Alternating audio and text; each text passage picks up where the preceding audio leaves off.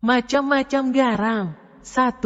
Garam dapur. Garam dapur adalah sejenis mineral yang dapat membuat rasa asin. Biasanya garam dapur yang tersedia secara umum adalah natrium klorida, NaCl, yang dihasilkan oleh air laut. Garam dalam bentuk alaminya adalah mineral kristal yang dikenal sebagai batu garam atau halide. Garam sangat diperlukan tubuh. Tetapi bila dikonsumsi secara berlebihan dapat menyebabkan berbagai penyakit, termasuk tekanan darah tinggi, hipertensi. Selain itu garam juga digunakan untuk mengawetkan makanan dan sebagai bumbu. Untuk mencegah penyakit gondok, garam dapur juga sering ditambahi yodium. Sejarah. Garam telah digunakan sejak zaman purbakala. Manusia pemburu pada zaman purba kala mengisi kembali garam yang mereka butuhkan dengan memakan daging hewan. Beberapa bangsa yang sumber makanan utamanya hewan umumnya tidak menggunakan garam lagi karena kandungan garam pada daging yang sudah cukup. Namun bangsa yang bergantung pada agrikultur menggunakan garam dalam kehidupannya. Garam memiliki pengaruh yang sangat besar pada sejarah, seperti menjadi sebuah alat tukar, sumber dari sebuah revolusi, dan lain-lain. Beberapa pemerintahan menaruh pajak yang sangat besar pada penjualan garam, contohnya adalah pemerintahan Tiongkok. Garam juga digunakan oleh pedagang Yunani untuk membeli seorang budak. Para golongan pekerja juga dulunya dibayar menggunakan garam. Garam memiliki dampak yang sangat tinggi. Bahkan terjadi kehebohan ketika garam dipajak secara paksa oleh Prancis. Kehebohan ini juga menjadi bara dalam api yang nantinya berubah menjadi revolusi Prancis. Cara mendapatkan garam telah berubah seiring berkembangnya teknologi. Secara umum, terdapat dua cara mendapatkan garam yang masih dilakukan hingga zaman sekarang. Dua cara itu adalah dengan mengeringkan air yang mengandung garam atau menambangnya dari gua. Mengeringkan air adalah cara paling populer. Air yang mengandung garam dikeringkan dengan berbagai cara, seperti dijemur atau direbus. Setelah semua air menguap, hanya akan ada kristal garam yang tersisa. Air garam dapat didapatkan dari air laut, danau, atau dari sebuah sumber mata air. Penggunaan dalam makanan. Garam umumnya digunakan untuk menambahkan rasa asin pada makanan. Meskipun begitu, rasa yang diberikan oleh garam tidak sepenuhnya asin. Garam memiliki kemampuan untuk memperkuat rasa pada makanan, contohnya penambahan garam pada makanan manis. Garam di sini digunakan bukan untuk mengasinkan makanan, tetapi untuk meningkatkan rasa lain, seperti rasa manis pada makanan tersebut. Pengaruh garam juga dirasakan pada dunia kuliner, seperti kata salad yang berasal dari kata sal. Kata ini bermula dari rakyat Romawi kuno yang memberi garam kepada sayur-sayuran mereka. Selain sebagai penambah rasa, garam juga digunakan sebagai pemberi tekstur kepada makanan, mendinginkan es, dan juga sebagai pengawet. Sebagai pendingin es, garam digunakan untuk merendahkan suhu beku pada air. Menambahkan garam pada gula akan membuat air asin yang memiliki suhu beku yang lebih rendah daripada air biasa.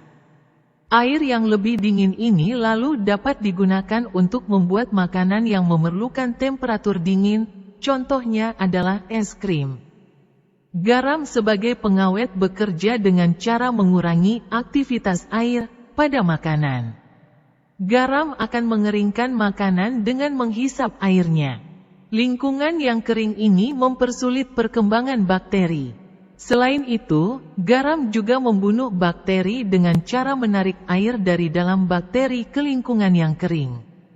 Meskipun makhluk hidup memerlukan garam dalam tubuhnya, garam hendaknya digunakan dengan bijak. Mengkonsumsi garam terlalu banyak dapat mengakibatkan tekanan darah tinggi, meningkatkan kemungkinan terkena serangan jantung, osteoporosis, stroke, dan masalah ginjal. Dianjurkan mengkonsumsi sekitar 5 gram garam untuk orang dewasa setiap harinya. Di Amerika Serikat, makanan yang mengandung banyak garam meliputi 1.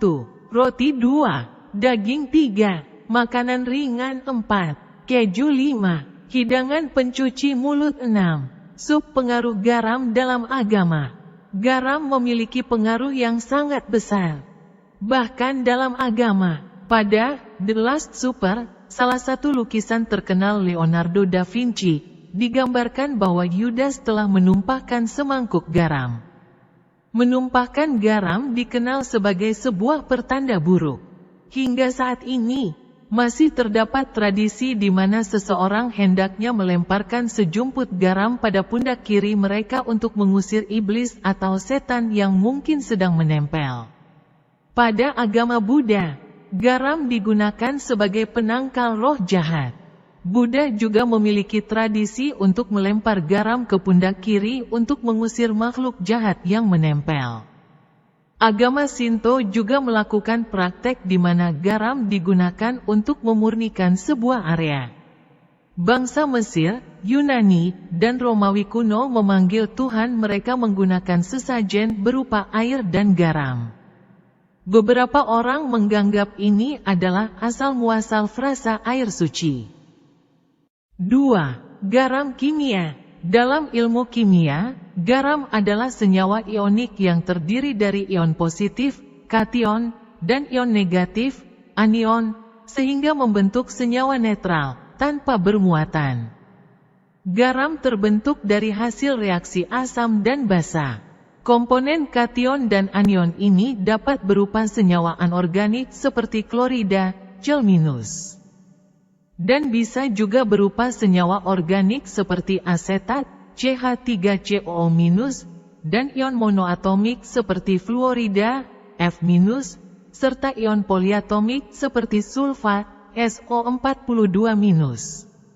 Natrium klorida, NaCl. Bahan utama garam dapur adalah suatu garam. Ada banyak macam-macam garam. Garam yang terhidrolisa dan membentuk ion hidroksida ketika dilarutkan dalam air maka dinamakan garam basa. Garam yang terhidrolisa dan membentuk ion hidronium di air disebut sebagai garam asam. Garam netral adalah garam yang bukan garam asam maupun garam basa. Larutan zwitterion mempunyai sebuah anionik dan kationik di tengah di molekul yang sama, tetapi tidak disebut sebagai garam. Contohnya adalah asam amino, metabolit, peptida, dan protein. Larutan garam dalam air, misalnya natrium klorida dalam air, merupakan larutan elektrolit, yaitu larutan yang dapat menghantarkan arus listrik. Cairan dalam tubuh makhluk hidup mengandung larutan garam, misalnya sitoplasma dan darah. Tapi, karena cairan dalam benda ini juga mengandung banyak ion-ion lainnya, maka tidak akan membentuk garam setelah airnya diuapkan. Ciri-ciri, warna. Garam dapat berwarna cerah dan transparan, contohnya natrium klorida, buram. Dan kadang juga berwarna metalik dan berkilau, besi disulfida. Garam dapat berwarna macam-macam, seperti misalnya di bawah ini. 1. Kuning, natrium kromat. 2. Jingga, kalium dikromat. 3. Merah, kalium ferricyanida. 4. Mauve, kobal klorida heksahidrat. 5. Biru, tembaga sulfat pentahidrat, ferik heksacianoferat. 6. Ungu, kalium permanganat. 7. Hijau, nikel klorida heksahidrat. 8. Putih, natrium klorida, garam dapur. 9. Tidak berwarna, magnesium sulfate, heptahidrat, dan 10. Hitam, mangan dioksida. Rasa. Di semua garam, ada 5 rasa berbeda, yaitu asin, natrium klorida. Manis, timbal. 2. Asetat, beracun kalau sampai tertelan. Asam, kalium bitartrat. Pahit, magnesium sulfat. Dan gurih, monosodium glutamat. Bau. Garam yang berasal dari asam kuat dan basa kuat. Garam kuat biasanya stabil dan tidak berbau.